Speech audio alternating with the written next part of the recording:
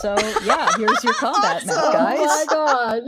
That's the ghost ship. Cacophony, you are below decks. You're on the bridge. Yeah. If you leave the helm, the ship will stop moving, but momentum will keep it alongside the ghost ship for a little while, you guess. Yeah.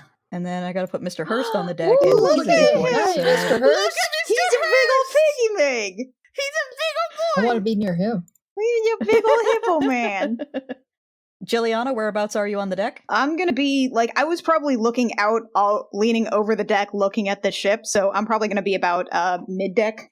Mid deck? Okay, thereabouts. Yeah.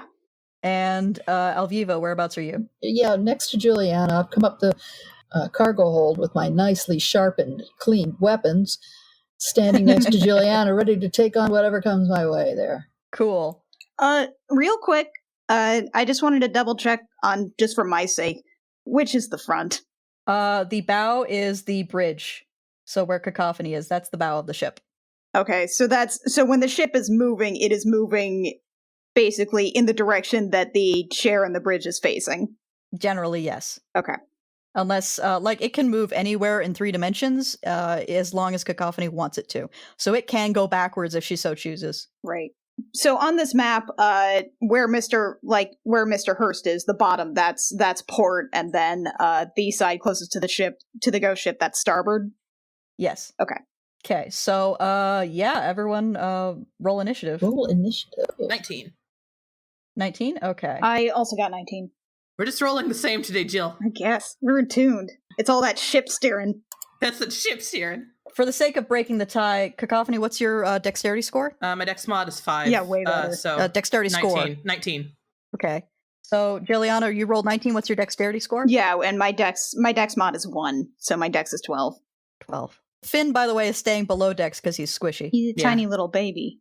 Poor you, He's a tiny Finn. little lizard boy. I will love him. I will tell about him to my friends. I want to see him grow big and strong. I'll protect this tiny lizard. 17. I rolled 17. Alviva got a 17. And did I burn... I know when I started piloting the ship, I would have burned a first level slot, but we leveled up between sessions, so would I have burned a second level slot? I will say that, yeah, you probably would have burned a second level slot, because we only handled the level up at the end of the session because it was more convenient that way. Gotcha. Yeah, do we have any kind of speaking tube system throughout the ship? It's a small enough ship that if you yell, someone will hear you. Gotcha. Oh wait, these are skeletons. Hi. Yeah, Yeah. turn undead. Keeping in mind that there's only so far they can go, because it's a ship.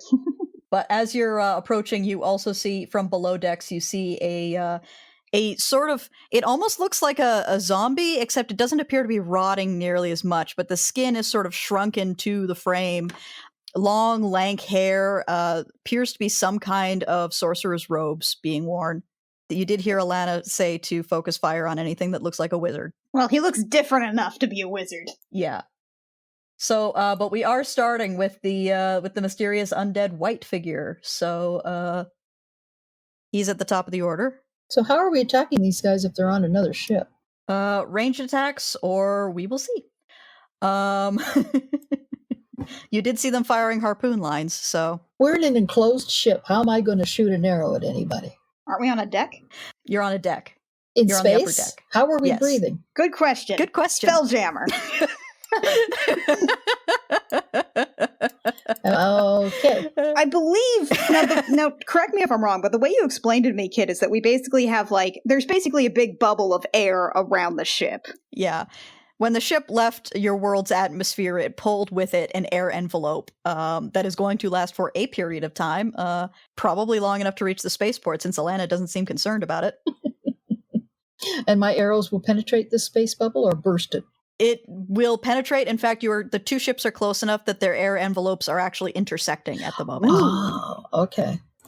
Does everything smell like dead things? Oh, It does God. a little bit. Oh. Ugh. Okay, so Let me just double check the range on this spell. 120 feet. Okay, that's more than enough. So it is going to focus on Mr. Hurst because he is the biggest thing and most threatening looking thing on the deck. That is an 18. Mr. Hurst's armor class is a 14. So you see the white figure sort of gesture and then reach out, and a big skeletal hand reaches out and grabs at Mr. Hurst's face, and he tries to shake it off. Ugh. And it does 6 necrotic damage to him. It's going to be it for that guy. Cacophony, you're up next. Okay, so if I am correct, 1, 2, 3, 4, 5, 6, 7, 8. He is 40 feet away from me. Yes. You are, however, in an enclosed part of the bridge. Okay, can I still cast spells? If the spell requires that you be able to see him or be able to fire a beam, you will probably have to stand at the window. It just says you whisper a discordant melody that only one creature of your choice within range can hear. Okay. So I don't think so. It doesn't say you have to see it? I don't see any wording there that does, no. Okay, cool. Then yeah, you can cast that spell. Okay, so it's discordant whispers. So what Cacophony starts to do, because it requires a just verbal and somatic component, does that right? No, just verbal. So Cacophony starts to whisper, and everybody like on the deck can kind of hear what sounds like kind of her whispering, what sounds like gibberish. Meanwhile, across the ship over there, Mr. Wizard Man starts hearing something in his head that sounds like down, down to Goblin Town, down, down to Goblin Town. And as he hears it, I'm casting that as a level 2 spell. So that's going to be, he has to make a wisdom saving throw. Okay. You go, my lad. Oh, my lad. Oh, my lad. Rolled a natural 20. That's a Shit. 21 total. Okay. Jesus. Okay. On a successful save, the target takes half as much damage and doesn't have to move away. Okay. So he's going to take half as much. So that's R46 because I cast a level higher. And that's 6 damage. Okay. He can still hear it in his head, though. You can still hear it in his. Let me just check something. Yeah, he- we're being sued by the Jim Henson Creature Company.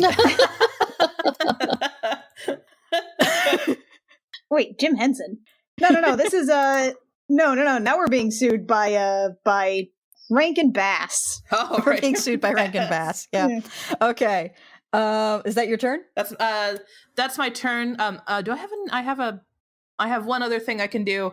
And then I am actually going to sway my hand towards Captain Alana's right behind me. So I'm like, Captain Bondar, he's over that direction, and inspiration towards her.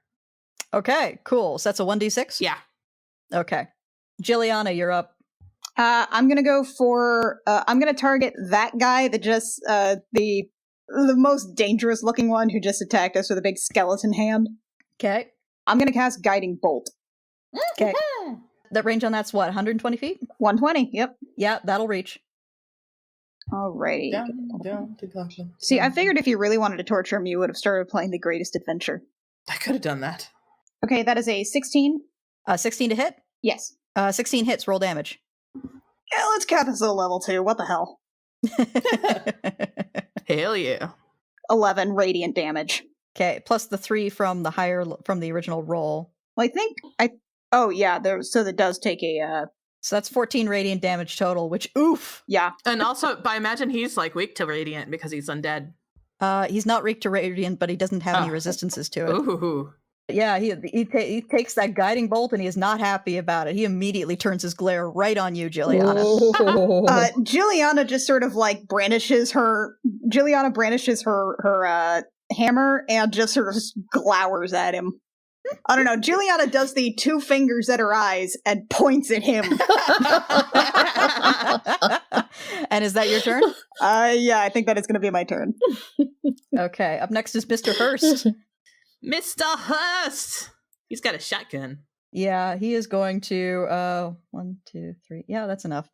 He is going to shuffle right over to the edge of the rail. Take aim at, let's see. How far is the range on the shotgun? I gotta double check this. Yeah, he's gonna get 2 of the skeletons with it. Oh shoot, that thing's a bonus action. I'm just used to not having any bonus actions besides Healing Word. That's a 24. That'll hit. Hell yeah, Mr. Hurst. Go, Mr. Hurst!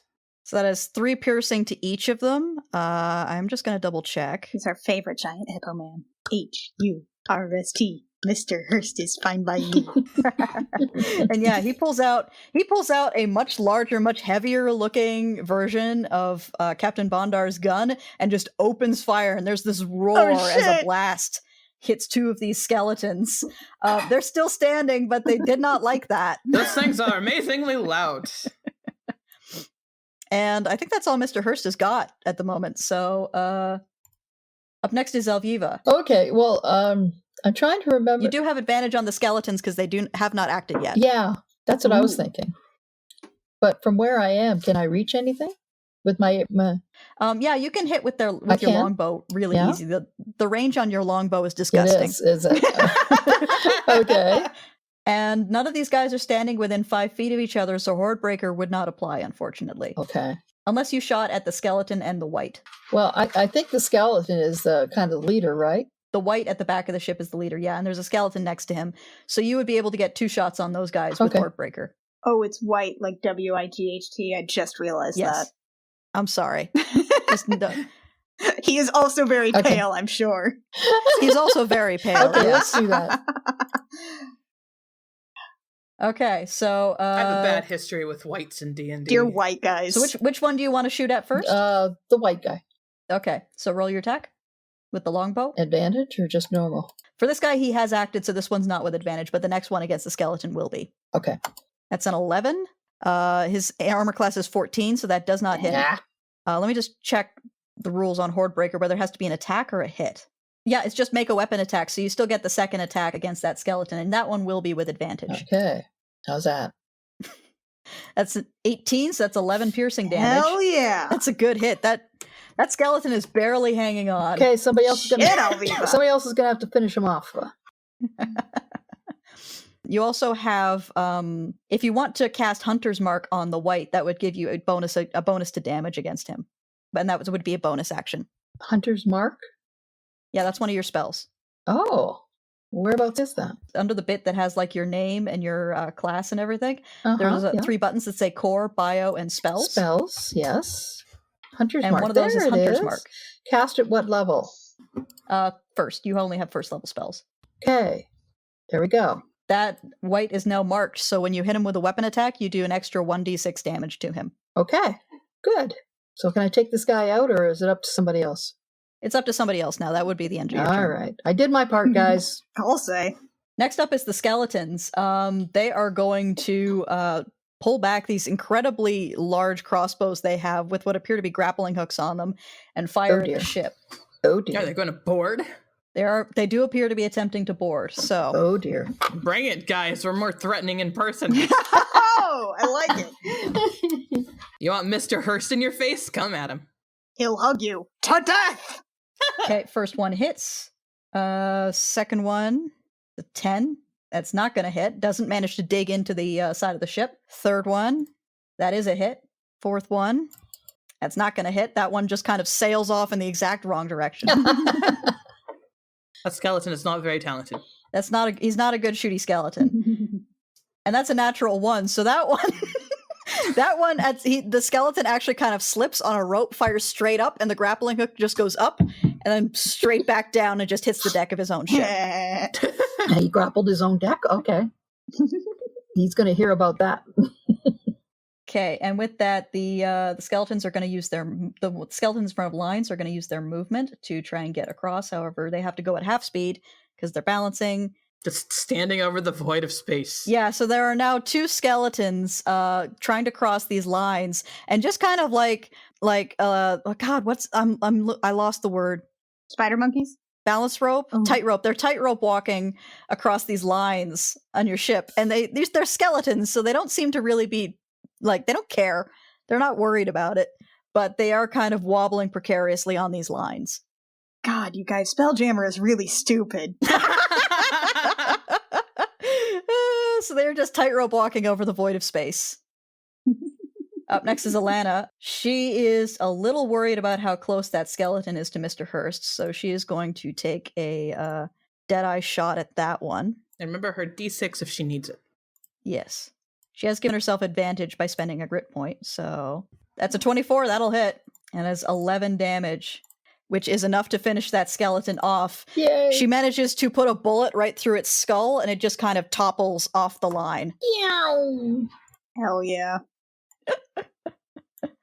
But the line is unfortunately still there. Oh. Top of the round, the white is back up. What's his speed? Yeah, he's going to get right up to there. He is going to basically Shit. be clinging onto the dear. side of the ship.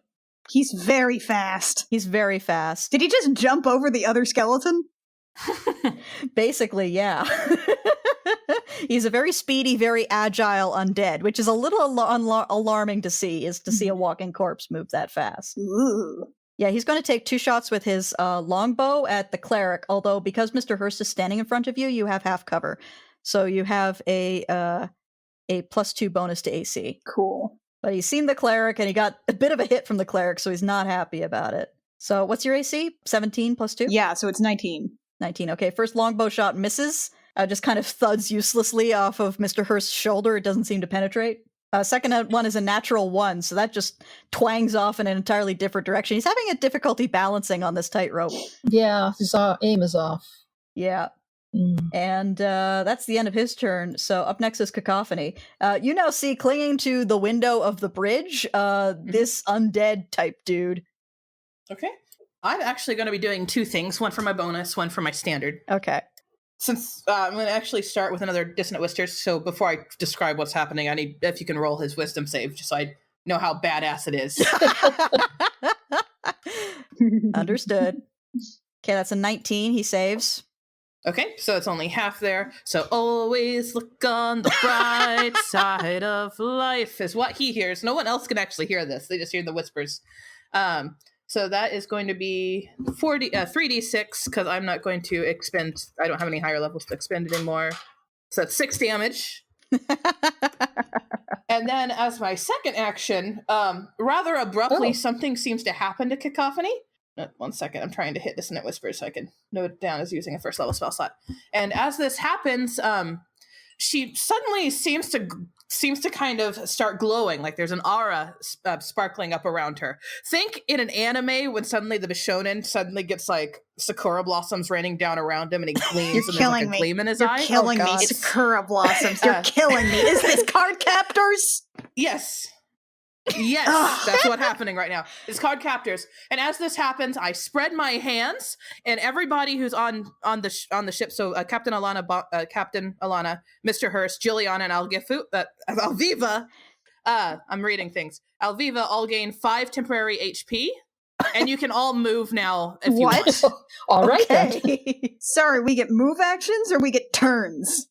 You can actually move, like just move actions. Move up to your So you speed, could- or Yeah, move up to your speed. okay. Let me post the description in the chat so you can see it. It's my enthralling performance college glamour thing. Shoot. No, wrong thing. That's actually it's my mantle of inspiration that I'm trying to do. There we go. So yeah, Juliana and Alviva on your character sheets under temporary hit points put in 5. Shit. And if you move, you don't provoke opportunity attacks, so you could even fucking get in their face if you wanted. Yeah, Mr. Hurst is actually going to climb up on top of the... he's not in the room with you, he's on top, but the map is limited that way. He's actually going to stand right in front of that line and get right up in this thing's face. So is the forecastle up above the bridge, basically, and that's where they're climbing up? Yeah, he's on the forecastle, and he's now like basically right in front of where this white is clinging to the side of the ship. Okay. Then Juliana's going to move over to basically closer to the side of the bridge, so that she can get a sight line to the white.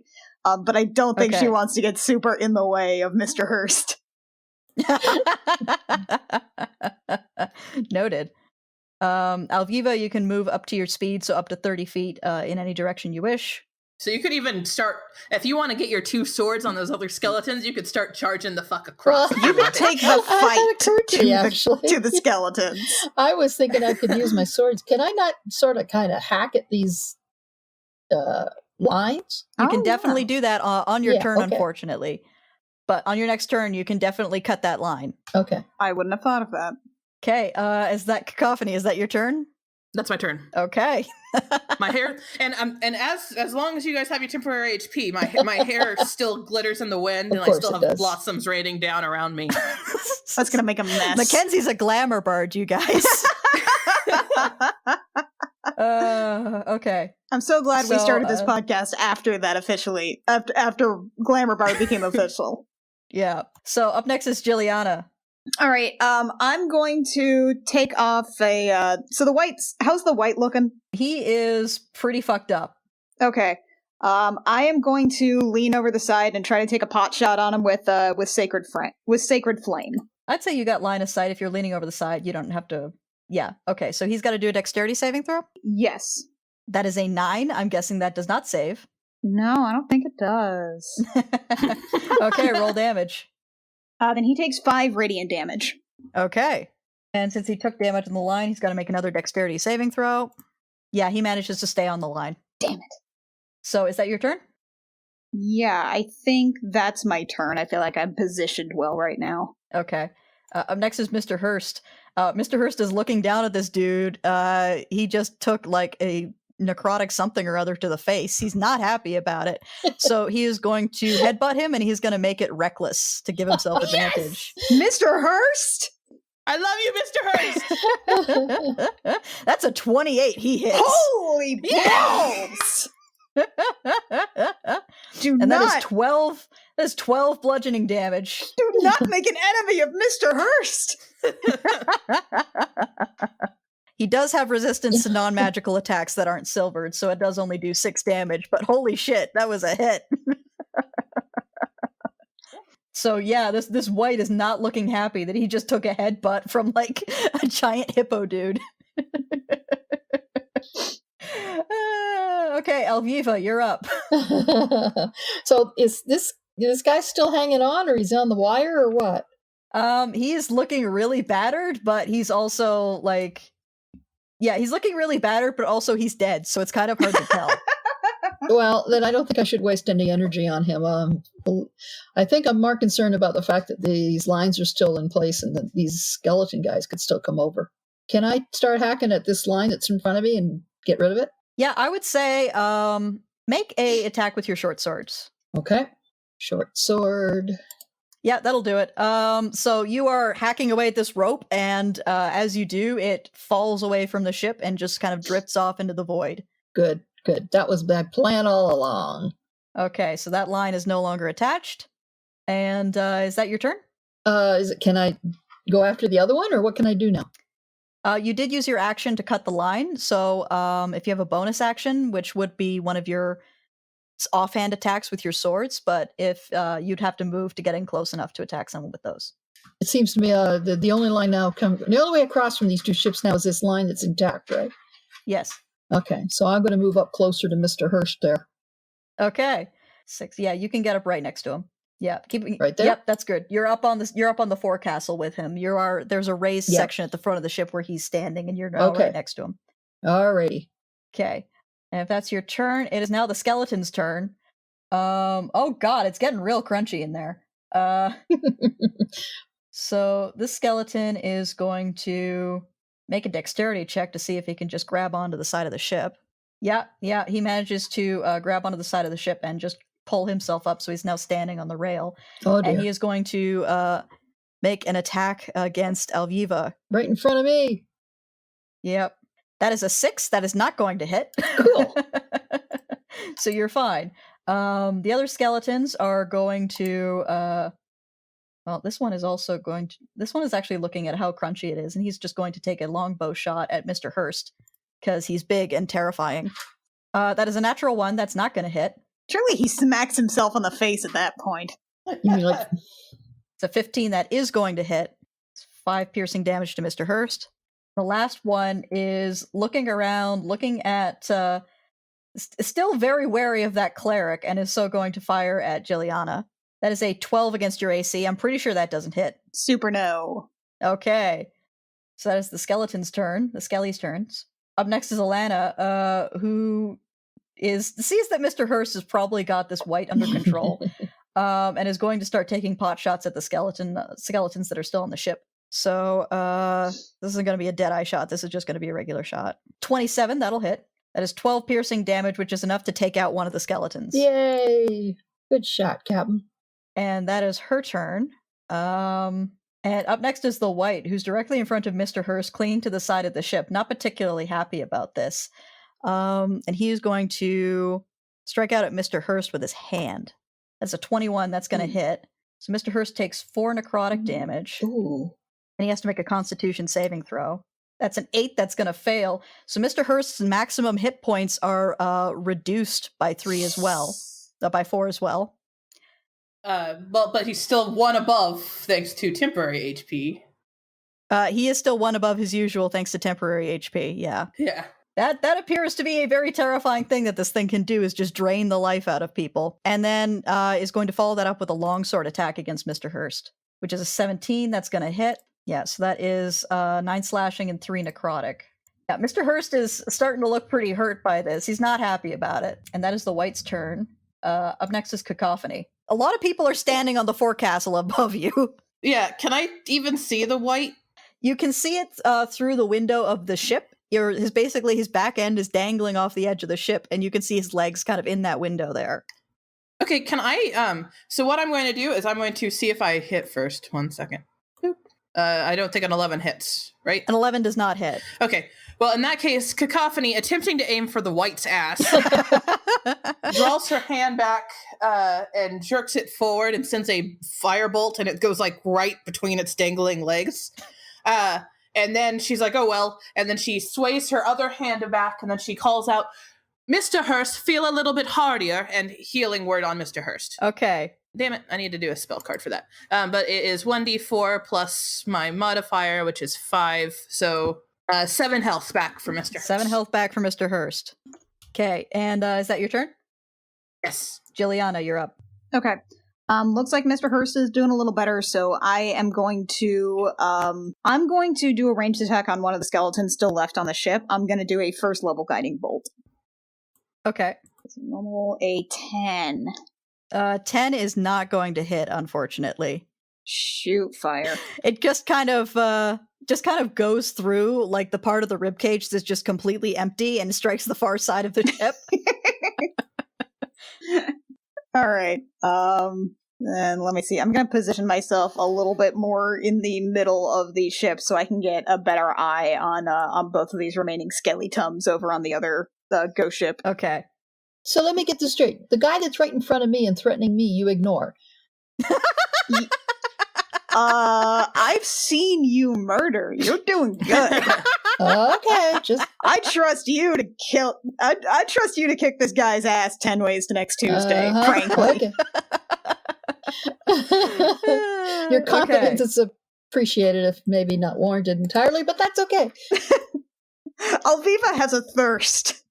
Yes, I do. And that thirst is for violence, That's and true. Juliana has a healthy respect for it. Well, that's probably wise on her part. You're absolutely right. So up next is Mr. Hurst. Mr. Hurst is not happy about the White basically draining his life out, so he's going to go at it with another headbutt. You get this guy out of here, will you? Jeez. With another reckless attack to give himself advantage. That's a 28 again. Shoot fire, Mr. Hurst. He's pissed. 7 damage. The White is not dead, but it is barely clinging to unlife. Okay. Do not piss off Mr. Hurst. He's doing great. So after Mr. Hurst is Alviva. You've got a skeleton right up in your Yes. face, and the White still clinging to the side of the ship. Yes, and I have 2 swords here that I'm going to go at it with. Yes. I'm going to just do a 1-2 and kill this sucker. I hope. You hope. There's the first one. That's a 9. That's going to miss. Oh. Second one. Okay. That's a 23. That's going to hit. And yeah, that's enough to take out that skeleton. All right, he's gonzo. Yeah, the skeleton. You bring that sword down and just basically hack off the skeleton's arms at the elbows. So while the arms remain attached to the side of the ship, the body just kind of like falls off the side of the ship and is quickly swept away in the ship's wake. I love it. Okay. As long as those arms don't have any regenerative powers, we're okay. I mean, if you want some skeleton hands, you have them Okay, now. well, Ooh, we can do some hilarious xylophone bits. okay. So I'm moving up here next to Juliana, and because I know she's intent on taking out these other two guys, and Mr. Hurst doesn't need any help. Up next is Alana. She also sees that Mr. Hurst has the white in hand, so she's going to take a pot shot at this one of the two remaining skeletons. It's a 14 versus a 13 that hits, and that is 10 piercing damage. Isn't quite enough to kill it, but is definitely a large and powerful blow against this thing. And up next is the white, who is now really viciously intent on killing Mr. Hurst because he's been headbutted twice and he's not happy about it. So first he's going to go in with the life drain. He does get advantage because Mr. Hurst used a reckless attack.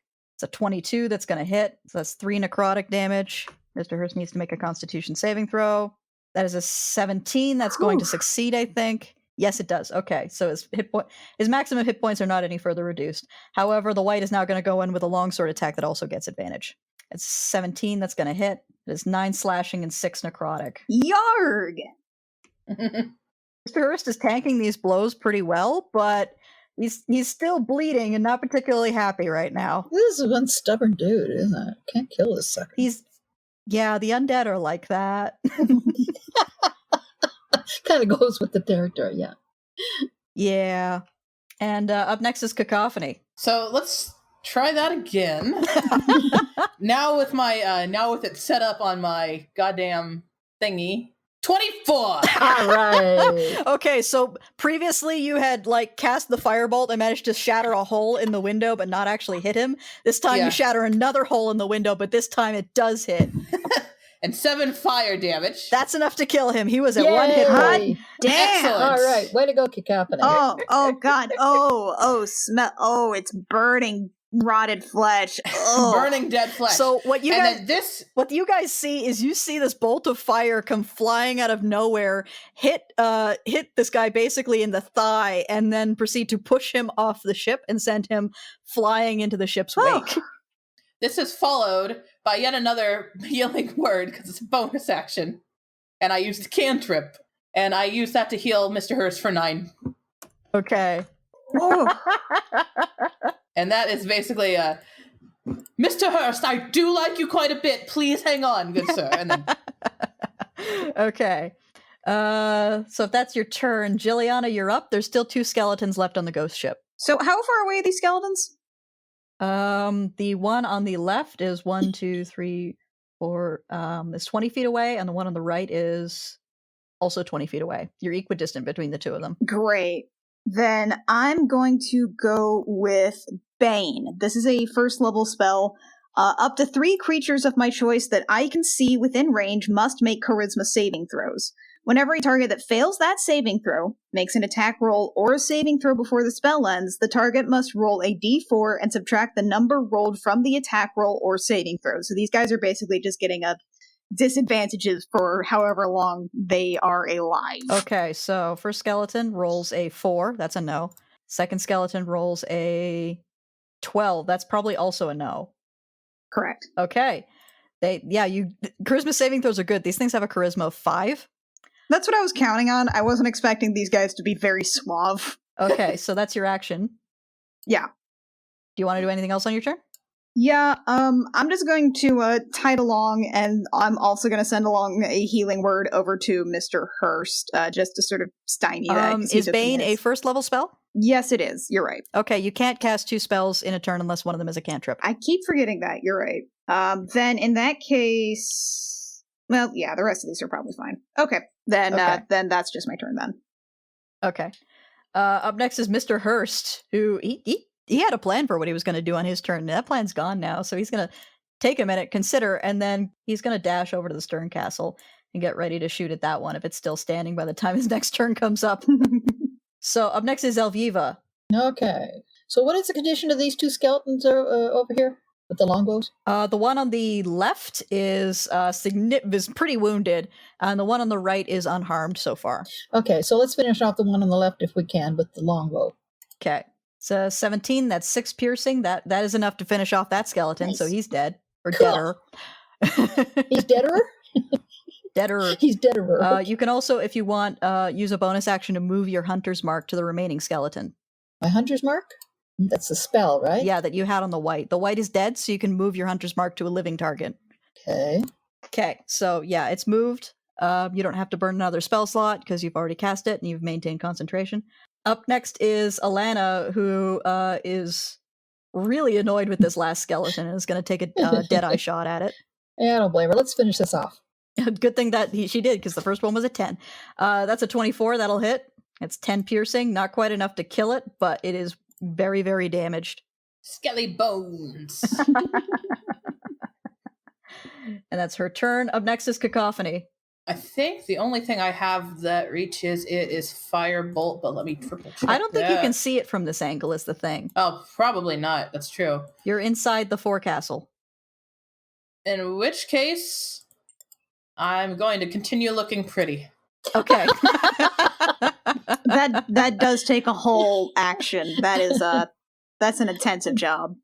Yeah, I swirl my hair around, put my hand to my chest, and then focus forward. Cool. Okay, Juliana, your turn. You know what? For funsies, let's just go for one more guiding bolt. Because we've had so much luck with those. And we did once. Yes, true. That's true. And he is, he is somewhat damaged, is he not? Yeah, he's pretty damaged. That's a 25. Yeah. That'll do it. Yeah, and we're casting that at level 1. So he takes, let's just go in for the overkill. He takes 18 radiant damage. Now it Okay, works. you vaporized the That skeleton. literally vaporized into atoms. He turns to ash and scatters in the interstellar Now wind. it works. Gonzo. So yeah, congratulations. You defeated the ghost ship. And we all take a heavy sigh, sit down on the deck, collect our thoughts. Hold up. Before we do that, can What? we get over to that other ship and retract the harpoons or anything? Like, are the whales okay? Yeah, it looked like they'd abandoned the strike on the whale when you came up close. Okay, but there aren't like any harpoon guns like stuck in like there aren't any projectiles stuck in whale sides or anything at the moment. They're free to go. No, it looks like they cut the lines when they saw an enemy ship closing in. Ah, great. Yeah, speaking of cutting lines, we still have this line attached to our ship, right? Is there anything we should do to the ship? Well, I guess we can ask Alana that. Captain Bondar, is there anything else we should do with the ship? Ghost ships don't usually have anything useful on them. I'm willing to just cut it loose and leave. Okay. Sounds good, ma'am. I will wait until the line's cut, and then I shall get us forward. Okay, Mr. Hurst just leans down and like physically pulls the grappling hook out and just kind of tosses it, and it floats I love away. you, Well, Mr. he's at the Hurst. wrong end of the ship to do that. I love you, Mr. Hurst. And then I start driving away. Okay. So the rest of the shift passes without incident. Everyone kind of goes back to sleep. Yeah, Juliana's definitely going to bed. She's gonna Yeah. say some prayers to her goddess Ethla, ask for guidance, and she's gonna go to bed. Oh, Viva's going to go down below and clean her equipment again, because you never know. And that'll help her wind down so that she can nap again. At the end of the shift, I assume Alviva, you go up to relieve Cacophony at the helm at the end of the shift? Oh, yeah, I guess it's my turn, isn't it? Yeah, you're up. Do I know how to do this? No, I will give you a quick rundown. Basically, when you get in here, dear, you just need to cast a spell, and then you'll be able to sense everyone and everything on the ship, and continue forward. Casting spells. Okay, not my strong suit, but okay. yeah. Basically, just on your spell sheet, it'll have slots total and slots remaining under first level spells. And just that 2, you're going to bring that down to a 1 because you're using a spell slot to cast this. Also, Alviva, my dear, since I am going to sleep now, you may notice me looking a little less glamorous than usual. I'll deal with it. Please do not comment I'll on deal with it. No problem. Oh, And then I head downstairs to bed. Okay. Go clean my weapons. Well, you're piloting the ship. You have to pilot the ship right Oh, now. I keep forgetting. Yeah, okay. Can I clean my weapons while I'm piloting the ship? Yeah, as long as you're seated on the helm, you can fly the ship. Okay, cool. But you're experiencing the same thing that Cacophony and Alviva did, or Cacophony and Gilliana did. The ship feels like an extension of your own body, and you're aware of everyone and everything inside of it. Oh. And you are just moving this thing with your thoughts alone. Oh, okay. It's like the seat in Stargate Atlantis when they sit down to. I got it. After a few hours, after the shift change, Finn starts circulating the ship again, this time handing out breakfast. He appears to have found some eggs from somewhere. What kind of eggs, you do not know. Probably don't want to. But he hands them out to everybody he can find. So, like, Cacophony, you wake up from your nap to discover just a plate of eggs next to your head on the bed. Alviva, he comes up and puts some in your lap as you're flying the ship.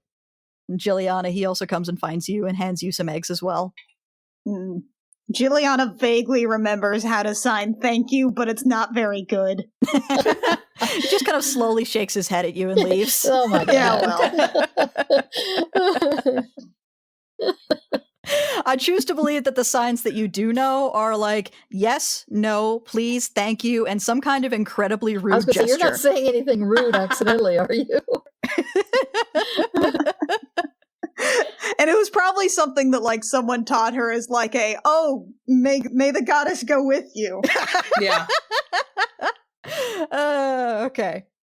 So near the end of the third shift, the ship slows down again as it's approaching a gigantic rock in space. Now, you, the audience, know that this is an asteroid, but nobody here is going to know the word asteroid.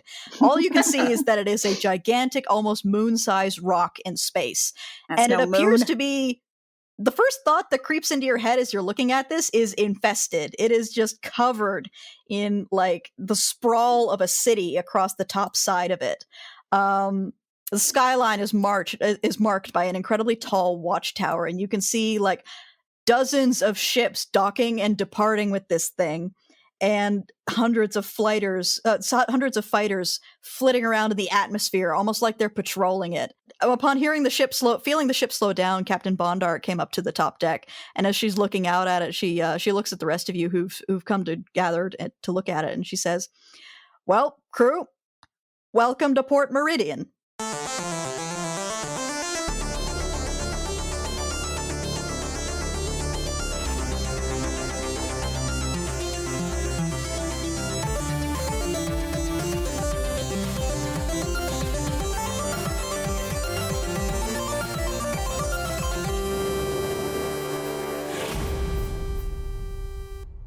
JEMJAMMER is performed by Kit Walker, Annie Creighton, Mackenzie Weaver, and Vicky Sharon, and edited by Jake Mason. Our character art was concepted and illustrated by Rio, who can be found at vriosart.tumblr.com. Our cover art was illustrated by Canary Witch, who can be found at doodlesfromthebird.tumblr.com. Our opening and closing music was composed by Reckoning Storm AudioWorks. You can find us on Tumblr at crookedrussiancam.tumblr.com and on Twitter at JemJamCast. If you enjoy JemJammer and want to support both this show and other projects, check out our Patreon at patreon.com/thejemjam. I mean, not great. Hi, ship cat. Oh, we definitely got to have get a ship cat.